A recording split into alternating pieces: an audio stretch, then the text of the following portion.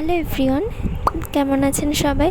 তো আজকে আর কোনো ভ্লগ ভিডিও না, একটা আনবক্সিং করব। তো এটা আমি ফ্লিপকার্ট থেকে নিয়েছিলাম। এখানে 5টা বক্সের সেট আছে। ওই ভেজিটেবলস, ফ্রুটস, ডিমও রাখা যায়। তো এখানে ফার্স্ট 5টা ঢাকনা ছিল একসাথে, দেন এই 5টা বক্স ছিল।